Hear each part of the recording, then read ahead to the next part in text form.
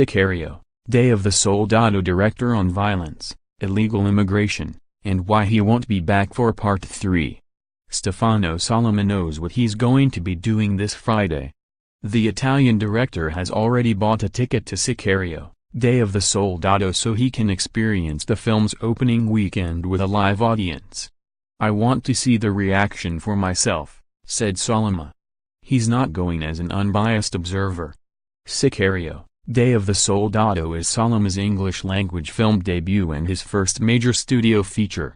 It's an unlikely project, a follow-up to a film, 2015 Sicario, that was critically acclaimed, but only a modest box office performer, grossing $84.9 million globally. The unblinking look at Mexican drug cartels seemed to wrap up its plot threads neatly, so it wasn't clear why there needed to be a follow-up. Even Sollima had doubts about taking over the director's chair from Denis Villeneuve. "I knew it was a bit cheeky," he said. "I knew the audience would wonder why we were doing a sequel to such a beautiful movie, but I felt the idea was so original. We weren't making a franchise, but more of a saga. We're exploring this world with different points of view."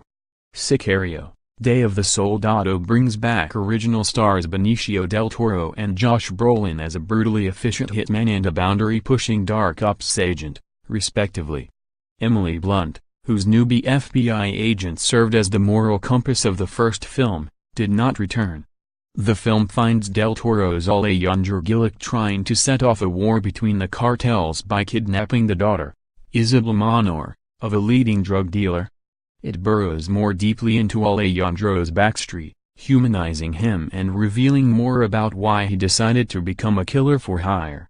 Related box office, and number 039 Sicario, Day of the Soldado and number 039, scores $2 million on Thursday night. Listen, Benicio del Toro was initially skeptical of doing and number 039 Sicario and number 039 sequel. "This is a gritty movie where everything is put in front of you without any filter or without being gentle about anything," said Sollima.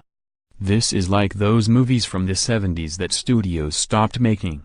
It's also an extremely violent film, one with a body count that's been a topic of conversation on social media from preview audiences and critics. In the film, a mother and a young child are blown up, a character is shot in the face, and government agents and drug dealers routinely get eviscerated by semi-automatic weapons. In each instance, Sollima's camera lingers on the bloody carnage. It can be a difficult sit, but Sollima argues that's the point. "The violence is a part of the world you're portraying," he said. "It would be absurd not to have the violence be graphic. You need to immerse the audience in what's going on, and the violence helps with that." Sicario, Day of the Soldado was conceived over a year ago, but its focus on border crime and its portrait of illegal immigrants desperately trying to cross over to a better life in the United States has eerie parallels with our current politics. The film is opening at a time when President Donald Trump's family separation policies and calls for a border wall have focused new attention on the world that Sicario, Day of the Soldado depicts. "It's a topic that's right there in front of us and is not going away," said Sollima. "It's something about being human, this need to go to a better place or to find a better life in another society. Our film is meant to be entertaining, but also should raise smart questions." Sollima talked to Variety while he was deep into the production of 000, a television adaptation of Roberto Saviano's look at the cocaine trade. Sollima previously worked on the small-screen version of Saviano's Gomorrah, an examination of organized crime in Italy. "We created a completely new story for 000 based on the soul of the book," he said. "It takes on globalization by following one of the most special kinds of merchandise there is, cocaine. We trace its point of origin in South America to its destination in Italy and explore trafficking and money laundering and other things that are impacting all these economies and all these people." 000 finds Sollima once again mining bleak terrain, looking at both the big profits to be made from illegal drugs, and the human cost associated with the business. But despite the abiding interest in the criminal elements, Sollima doesn't want to return for Sicario 3 if a new film gets made.